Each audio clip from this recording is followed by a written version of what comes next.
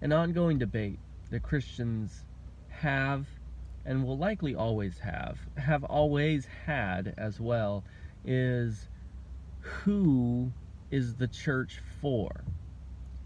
Who does the institution, the global institution of Christ's bride, live to serve?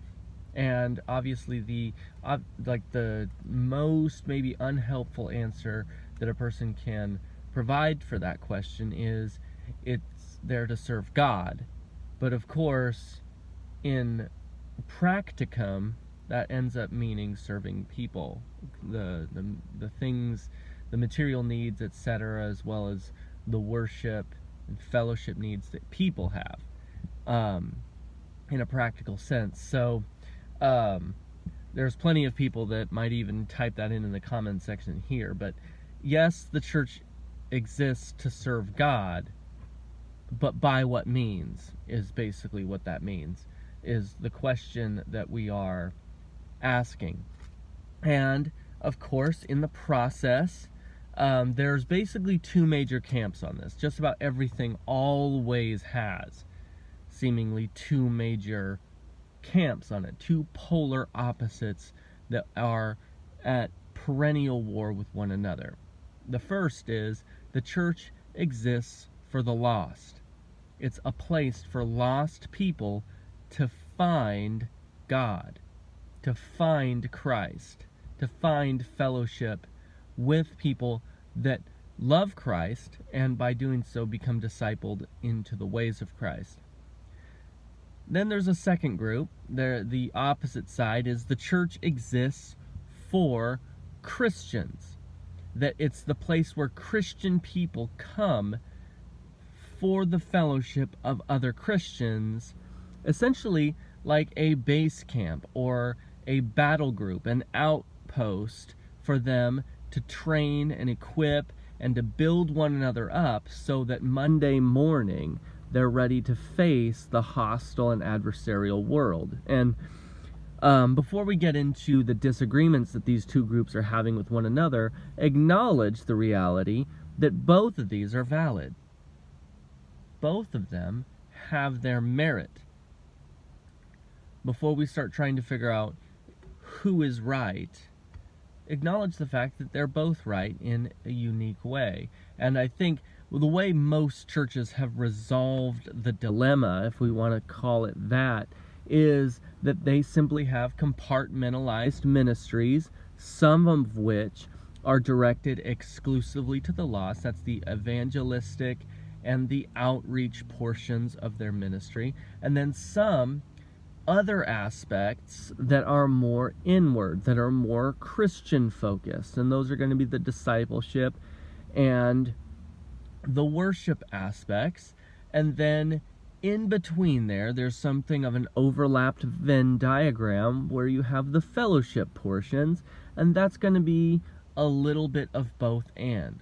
They might have features that are drawn in for the lost people in the community, the visitor portion, and they might be also there for the purpose of the enjoyment of the believer. So, this is not something that most churches even choose between.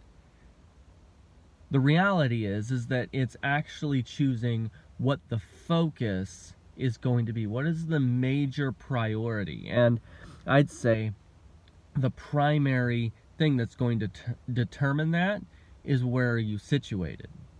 If you live in an urban environment, you're very like New York City or one of the various kind of rusting post-industrial urban centers of the world, you're likely going to have a ministry, a church that is overwhelmingly outreach and evangelistically focused. That just about everything you do is going to have to be focused on lost people, visitors, etc., because you probably won't have many believers that didn't go with you to plant that church. because urban centers are overwhelmingly Christian decayed.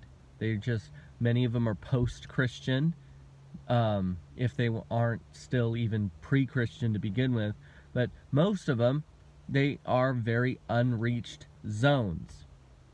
New York and Boston and Miami and San Francisco, they don't have much in terms of a robust and healthy Christian community to build off of, and so it's going to be more like the Book of Acts situation, in which people are acting as missionaries for the first time, reaching into regions that the gospel's never been before. Then, but if you are in a more suburban or more of a like Bible Belt, southern rural environment, Midwest, something of that nature, where there's going to be more Christianity or churchianity, if we want to call it that, people that attend on a regular basis, maybe even just as minimal as the CEOs, but more so the Sunday Christians and so forth, that those you're going to have a greater focus, a greater priority on those that believe that they are Christians, becoming deepened in the things of God, deepened into their knowledge and understanding of Christian doctrine. They're deepening, and that eventually, of course,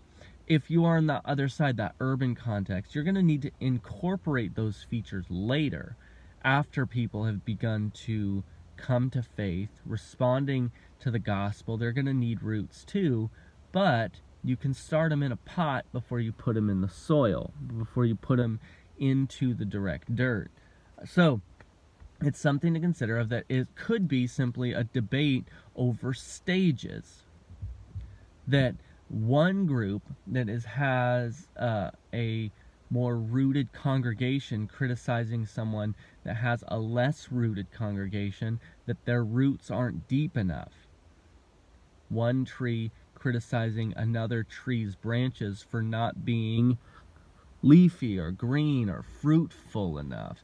And then we also have to acknowledge that it's probably heavily influenced by the reality of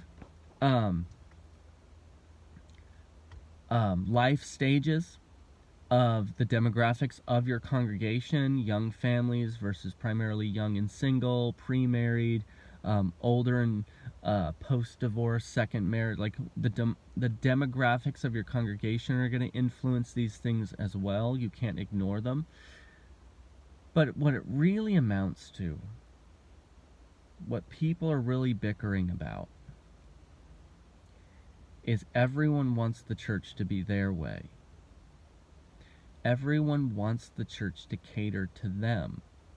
Everybody does. Not just the long-time seasoned believer, not just the young, uncut, newborn believer, not just the ones in between, not just the CEO who's just become regenerated and now is starting to come more often, not just the single mom who's coming with her kids, not just the mom who's bringing her kids while her husband stays home and sleeps in or drinks in.